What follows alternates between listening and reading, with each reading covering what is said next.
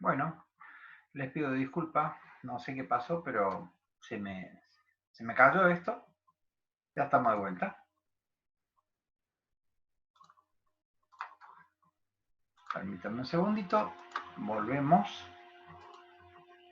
Ahí estamos. Bueno, estábamos viendo cómo se calculaba la corriente de cortocircuito en un transformador. Habíamos visto que teníamos para este transformador de 100 kVA, teníamos una corriente de cortocircuito a bornes de 3,75 kA. Eso era bornes del transformador. La única limitación que tiene el cortocircuito es la resistencia interna del transformador y la saturación del núcleo. Esta resistencia interna, habíamos dicho, está representada por la tensión de cortocircuito generalmente, que es en casi todos los transformadores de distribución cercana al 4%. Tenemos una corriente de 3,75. Si el cortocircuito está a una distancia del transformador, habíamos visto, por ejemplo, 500 metros, este cable que aparece aquí va a atenuar el cortocircuito, ya que no está a bornes del transformador, sino a una determinada distancia. Entonces este cable lo que está haciendo es está agregando una resistencia. Esta resistencia lo que hace es atenuar la potencia de cortocircuito y agrega, en realidad yo le llamo resistencia, pero en corriente alterna está mal dicho, en realidad es una impedancia, que depende del cable. Esto hace que en vez de tener los 3,75 kA, podamos tener a lo mejor 2 kA, algo menos. Entonces vamos a ver que si yo tengo que comprar un termomagnético para conectar muy cerca del transformador, en una casa que está muy cerca del transformador, y mi transformador es de 100 kVA y tengo una potencia cercana a los 4 kA. Entonces yo no puedo comprar un termomagnético barato para conectar a bornes casi del transformador que tengo, porque ¿qué va a pasar? Cuando el interruptor quiera abrir, ya lo vamos a ver más en detalle, se van a soldar los contactos. Habremos visto un montón de oportunidades. Un termomagnético que, uy, mira, quedaron pegados los contactos, no lo puedo accionar. ¿Y por qué? Y porque la potencia de cortocircuito superó la capacidad del interruptor. Entonces cuando quiso abrir, se soldaron. Pasó exactamente lo mismo que cuando yo les decía el electrodo y la soldadura. ¿Cómo calculo esta potencia de cortocircuito? Y mucho no podemos hacer. Lo que tenemos que hacer es, este concepto, como les decía, se va a convertir en un punto muy importante de esto. Permítanme un segundito, no sé si he puesto a grabar esto. Sí, está grabando. Sigamos, está grabando, porque después muchos me lo piden y no lo tengo. Entonces, seguimos. Este concepto se va a convertir, como les dije yo, en algo muy importante. No es lo mismo comprar una termomagnética que va a estar de una casa que va a estar muy cerca del transformador a una casa que va a estar relativamente lejos del transformador. ¿Quién debe darnos ese valor? ¿Quién debe darnos ese valor? La distribuidora. Es decir, tenemos que ir a la cooperativa, a la EPEC y decirle, sí, ¿qué transformador me está dando energía ahí?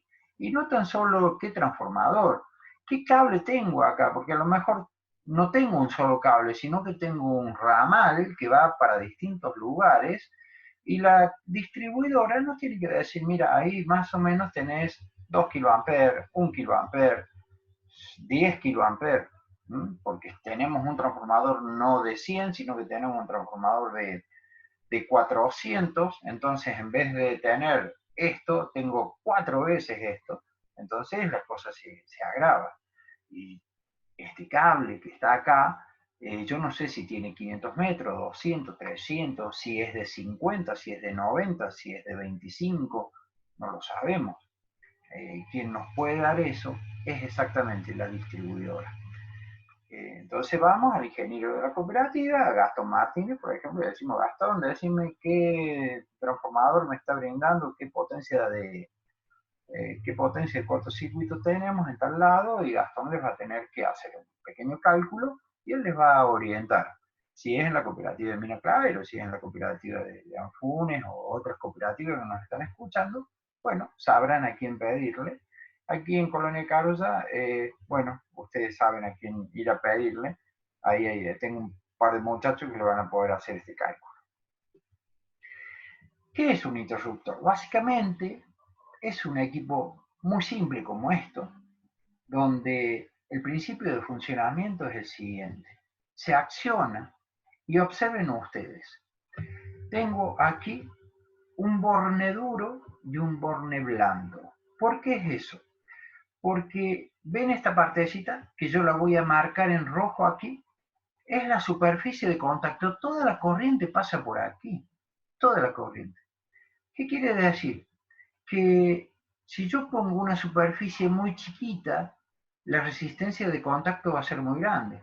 Si yo aumento la superficie esta, la resistencia va a ser menor. Y yo no puedo tener resistencia acá, porque está circulando corriente.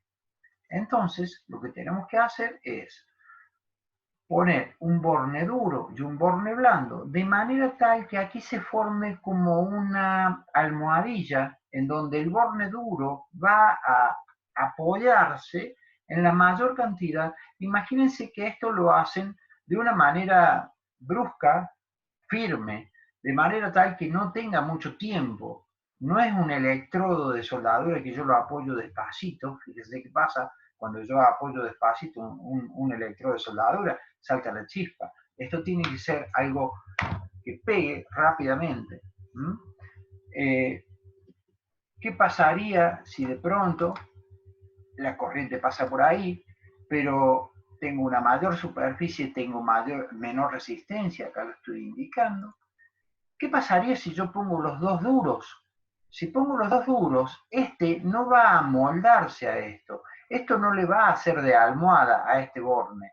Si este es duro y este es duro, la superficie de contacto es muy chiquitita. Entonces, si la superficie de contacto es chiquitita, como está dividiendo, la resistencia va a aumentar. Y si aumenta la resistencia, acá va a haber pérdida de calor y toda la corriente te va a pasar por ahí. Y eso no es un buen síntoma. Es un secreto que tiene todo tipo de interruptor. Tenemos lo que llamamos la inercia eléctrica. Ustedes, ¿qué es inercia? La inercia, habrán notado ustedes cuando van parados en un colectivo y van tomados del pasamano y el colectivo frena. Su cuerpo pretende seguir a la misma velocidad que venían. Eso se llama inercia. Es decir, algo que está en funcionamiento y yo lo quiero detener y el cuerpo pretende seguir en funcionamiento. Si yo estoy parado o en reposo y el colectivo acelera, yo me quiero quedar en reposo.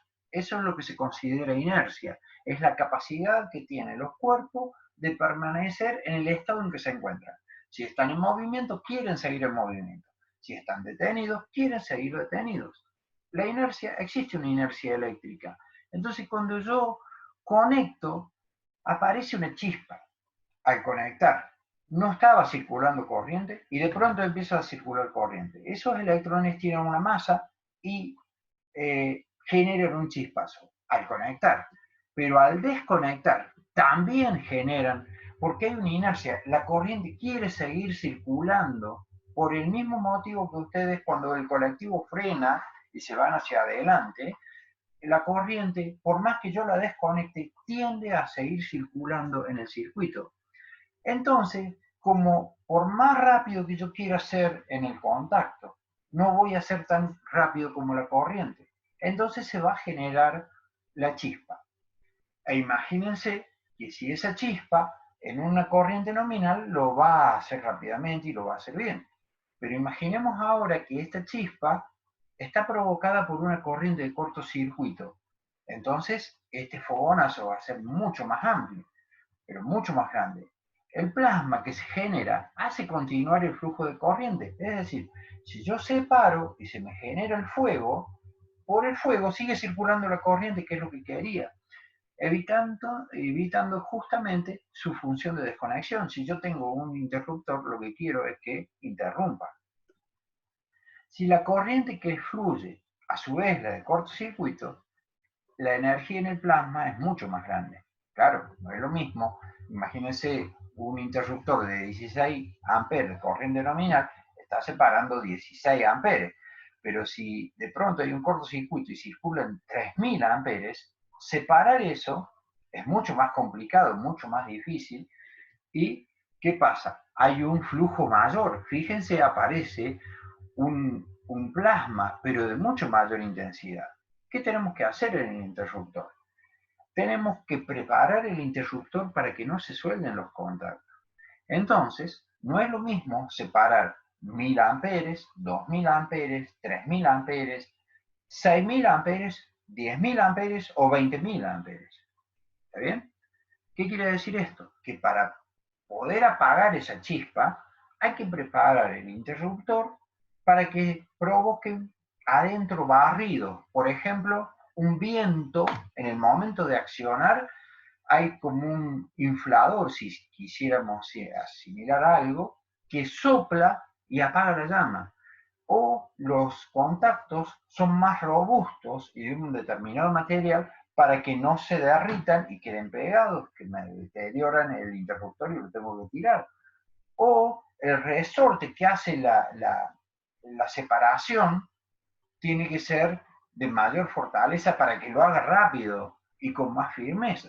Es por eso que un interruptor termomagnético de 25 amperes nominal, de 2 kiloamperes de ruptura, esto se llama ruptura, hay que romper ese fuego que aparece ahí, hay que romperlo, de 2 kiloamperes de ruptura es mucho más barato que un interruptor termomagnético de 25 amperes de corriente nominal de 10 kiloamperes. ¿Por qué? Y porque uno tiene que tener mucho mayor fortaleza para poder estar preparado, separar estos contactos sin que se fundan y sin que se suelden, deteriorando así el interruptor termomagnético. Es necesario entonces que la acción se haga a la mayor velocidad posible y con firmeza. Es decir, esto tiene que ser, no puede ser así, despacito, delicado, no. Tiene que ser algo que pega y despega. Pega y despega. Que existen sistemas que apaguen la chispa, es decir, aparece una cámara, apaga chispa, para reducir el plasma al mínimo. Los componentes, entonces, normalmente un interruptor cuenta con dos componentes, básicamente, para detectar corrientes excesivas.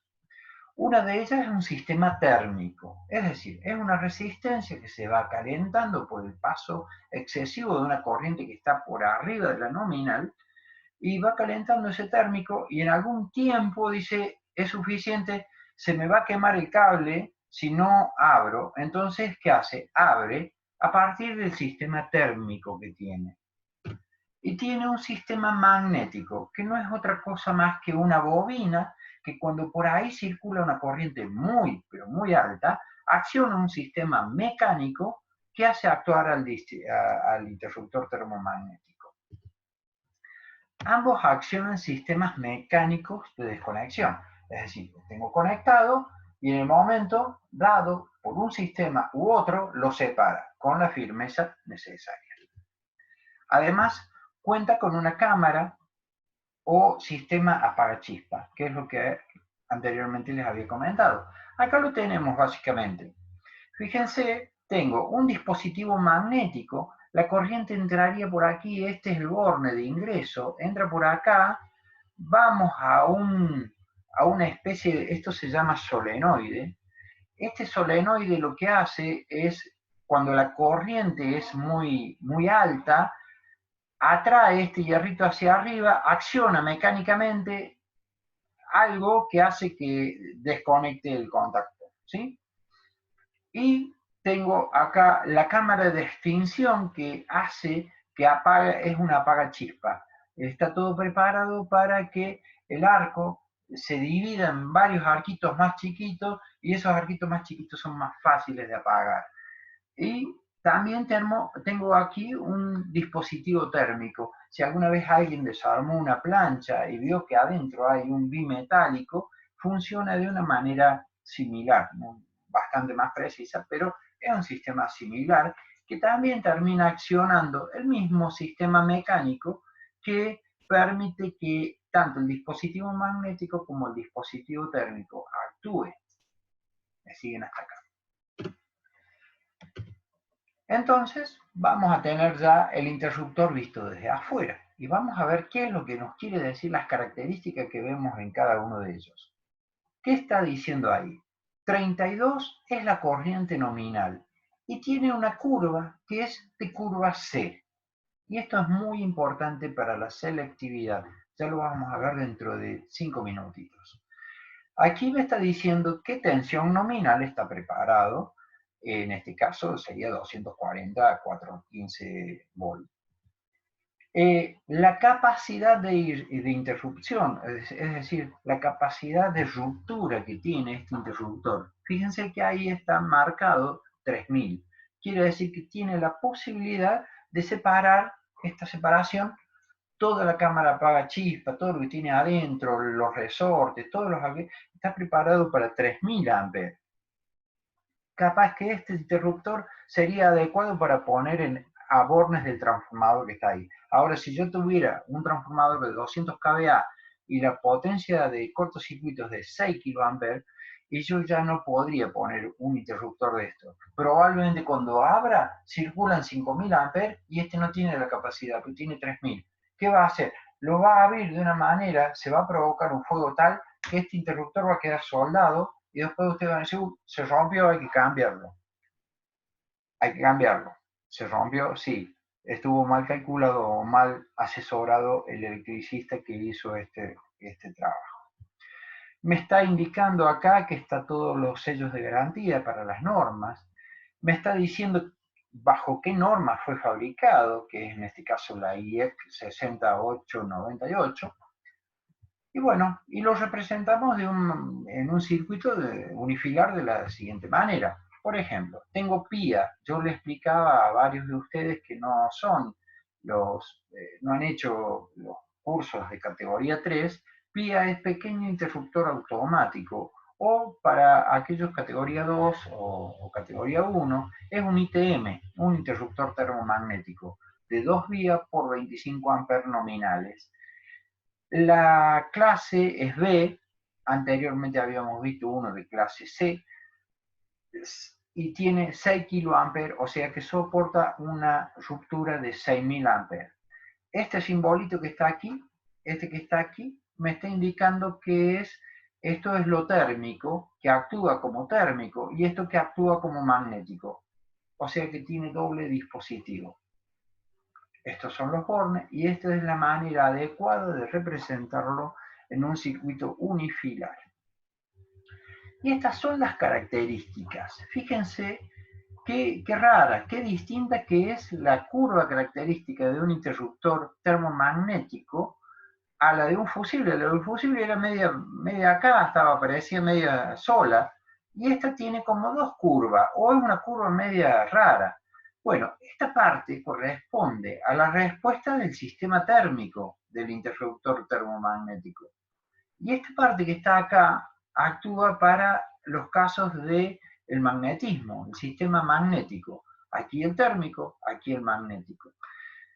Fíjense, si acá lo que tengo es, una vez la corriente nominal, por ejemplo, si tengo 25 amperes, acá estarían representados los 25, acá tendría 50, acá tendría 75, acá tendría 100. Bueno, si yo tengo 20 veces la corriente nominal, o sea, 20 por 25, son algo así como 1000, fíjense que acá actuaría rápidamente. ¿En qué nivel de tiempo? Fíjense qué corto tiempo que actuaría. 0,02 segundos. Es rapidísimo. La curva tradicional de esto actuaría de una manera prácticamente inmediata. No le da tiempo. ¿Por qué? Porque está en juego, ni más ni menos, que el conductor. Por el conductor está circulando la corriente de cortocircuito, entonces tiene que separar lo antes posible. Si están circulando 1000 amperes por un cable de 2,5 amperes y tiene muy poco tiempo para desconectar, porque la corriente máxima de capacidad de un cable de 2,5 amperes creo que está en los 900 amperes.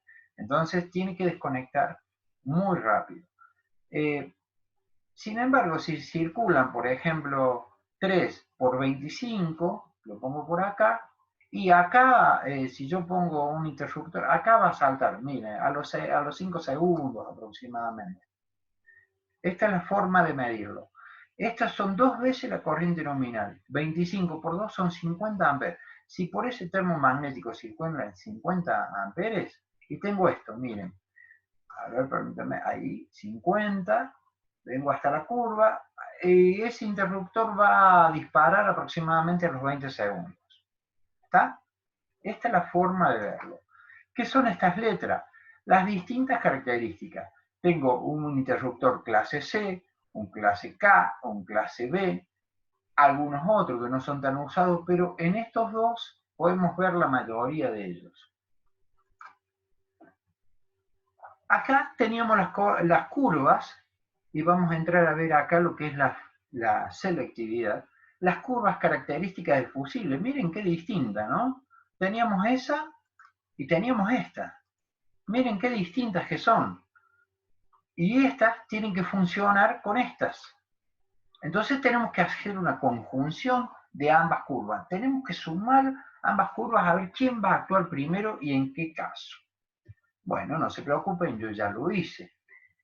Nosotros vamos a poner un interruptor termomagnético aguas abajo, una pía de 2 por 25, 3 kA clase B y un fusible de 32 amperes estándar tipo diésel, por ejemplo.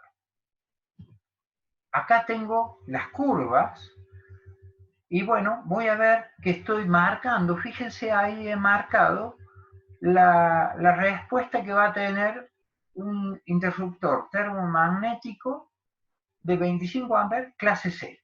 Vamos a ir por un ejemplo, va a ser el clase C. Esa es la curva. Fíjense, acá hay como un ciclo de histéresis. ¿Por qué? Y como actúa con la térmica, y puede que si el interruptor actuó 2 o 3 veces o está recargado, puede actuar en esta curva o en esta curva, dependiendo qué. Y la carga térmica. El interruptor está pasando corriente y se carga, tiene ya una cierta cantidad de temperatura. Entonces, acá puede ser difuso, está en toda esta zona, pero es de clase C. Puede actuar aquí o puede actuar acá, en esta zona. Acá actúa en esto sí o sí. Y acá actúa aquí sí o sí. La curva roja me está representando la forma en que actuaría un interruptor termomagnético de 25 amperes clase C. Bueno, dibujemos sobre esta la curva del fusible. Miren, ahí tengo la curva del fusible de 32 amperes. ¿Sí? Si yo vuelvo para atrás,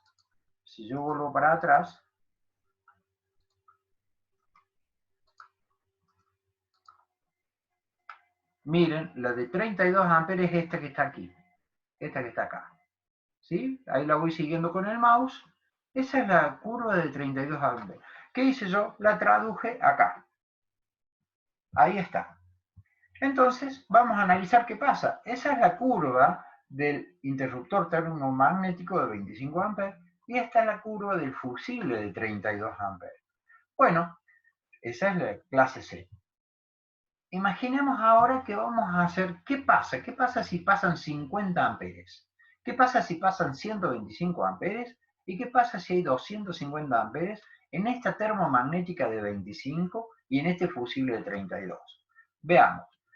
Si pasan 50 amperes, 50, 25 por 2, o sea que el 2 me está representando los 50. Fíjense que acá toca ahí la curva y acá estamos diciendo que si pasan 50 amperes en este termomagnético el que va a actuar y va a saltar aproximadamente a los 20 segundos. ¿Qué pasa si son 125 segundos? 125 amperes, perdón, 125 amperes.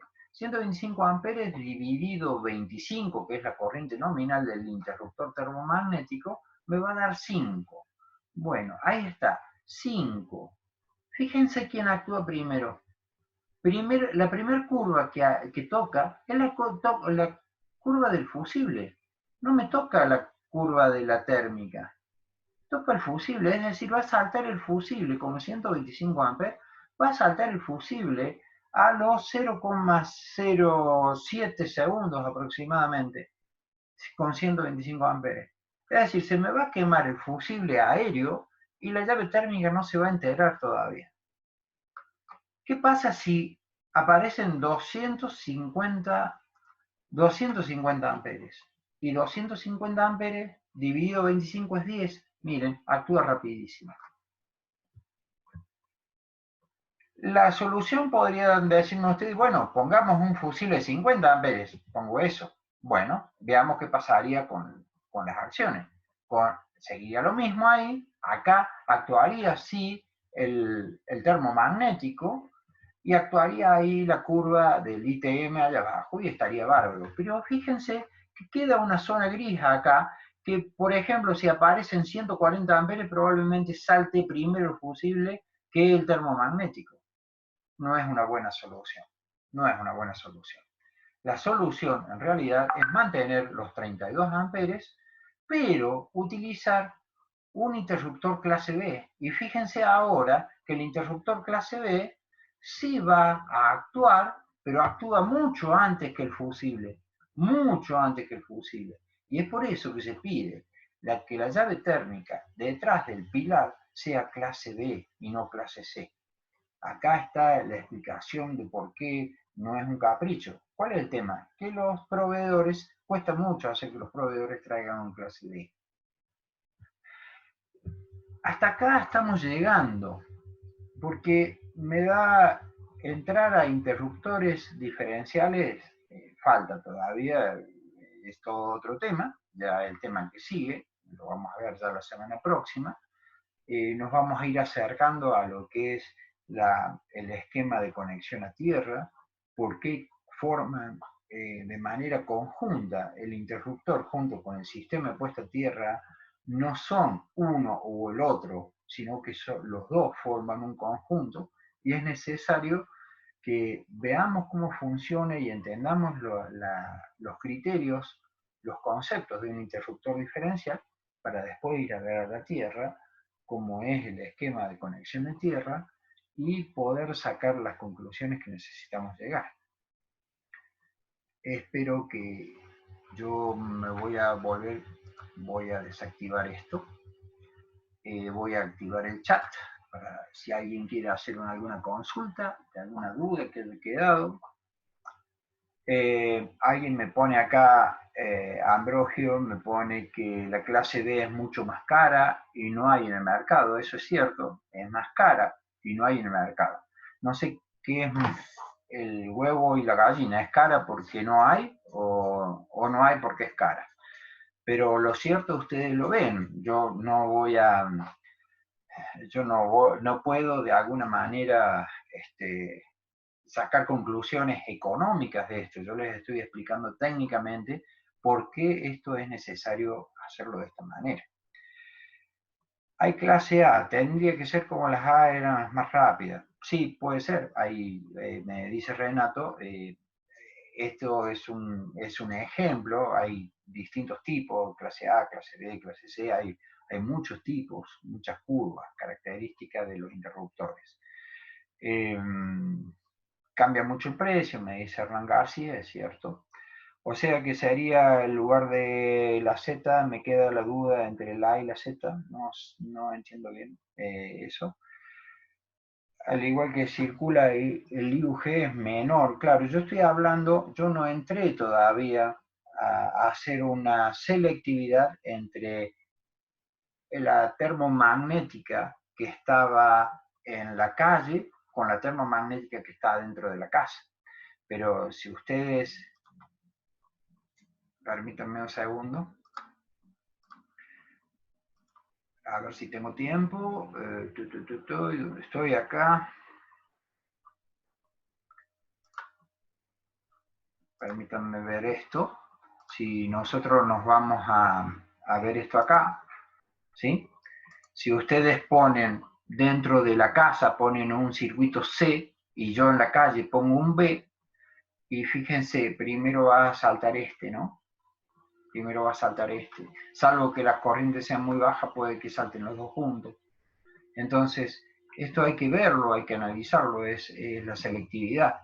Yo, ¿qué pasa? Si salta el que está detrás del pilar, el cliente lo puede reponer fácilmente. Si salta el que está en el tablero principal, también lo puede reponer fácilmente, o en el tablero seccional. Si salta el fusible de 32 amperes y tiene que llamar a la distribuidora, se va a pasar un par de horas sin energía. Esa es un poco la finalidad de que, de, esta es la finalidad de que no hagamos selectividad y no se caiga todo. ¿Qué sucede con los motores aguas abajo de clase B? Y bueno, habría que ver qué tipo de motor es, qué tipo de características, cómo está consumiendo, cómo traga. Eso es todo un tema, hay que estudiar cada caso. Yo estoy hablando más genérico, Julio, porque la verdad, a ver, dice Julio, en el caso de un cortocircuito, al ser más rápido la clase B, no saltaría la de los tableros seccionales que son clase C. Ante un cortocircuito es grave. Actúan casi de la misma manera. Habrán visto ustedes que cuando hay un cortocircuito de varios miles de amperes, adentro, allá al fondo de la curva, están actuando muy fácil, ¿no? En Belleville tengo entendido los fusibles son de 50 mínimo para que no se quemen. Bueno, es un criterio que adopta la distribuidora de Belleville. Yo aquí no... A ver, poner un fusible más alto casi no tiene sentido, ustedes lo han visto. Podemos ponerlo, nos quita, pero tampoco lo único que estoy haciendo es que evitando que si hay un contacto de una fase con la puesta a tierra del pilar, si es clase 1, no salte tan fácilmente el de 50 amperes de arriba. Es un problema, no puedo poner, si no lo anulo directamente no va a saltar nunca. En los manuales recomiendan la clase B para iluminación. Puede ser, puede ser, puede ser. En lugares con muchos equipos electrónicos conviene clase B. Sí, hay distintos tipos de interruptores también que hay que ir analizándolo. El B lo que hace es actuar rápidamente, ustedes lo vieron. En los tableros principales recomiendan clase C, sí, es cierto. La clase A no se consigue. Ese es otro tema, si realmente no se consigue en ningún lado la clase A. Yo sinceramente no lo he visto nunca, así para hacerlo claro. Me voy a comer, me dice uno, qué suerte que tiene. El motor de aire acondicionado o la bomba de la pileta podría disparar un PIA de clase B en el arranque. Habría que ver qué motor estamos hablando, qué clase. Ahí hay que ver cómo es la corriente de arranque del motor, hay que analizarlo. Si el cable es de 6 milímetros, ¿debería ser el ITM de 32 amperes para no perder capacidad? No. Siempre la selectividad aquí lo que está haciendo es cuidando el cable. El cable de 6 milímetros se apuesta a un cable de 6 milímetros por la capacidad de transmisión que tiene el cable, para que a lo mejor la tirada es muy larga. Entonces, ahora si yo voy a poner un cable de 6 milímetros para que la casa consuma, un cable de 6 milímetros puede tirar, no me acuerdo, son 50 amperes. Entonces, si va a tirar 50 amperes, una casa tirando 50 amperes, no sé qué va a conectar. En tal caso hay que poner trifásica. Obedece a otro párrafo eso, ¿no? Bueno, me está quedando, me avisa apenas un minutito de este Zoom, que nos da una gran mano, pero por ahí también es medio tacaño con el tiempo. La PIA curva clase 6, fusible desde hace, no funciona. Me pone Gastón Martínez. Gastón es el ingeniero que está trabajando en la cooperativa, el gerente técnico de la cooperativa de Mina Clavero, y él dice que la PIA de 25 clase curva C y fusible de diáceto de 35 no funciona. Está bueno, es una buena forma. Bueno, chicos, me queda menos de un minuto, ha sido todo un gusto tener nuevamente, apaciguando un poquito, hablando de lo que nos gusta, y apaciguando este encierro. Ya podemos liberarnos, al menos en nuestra zona, nos están liberando un poquito para poder trabajar. Ahí me pasaron de la municipalidad algunas planillas para hacer el trabajo, quien quiera poder hacerlo. Bueno, les agradezco de corazón, muchas gracias por su tiempo. Los estaré invitando para la próxima. Un gusto. Nos vemos.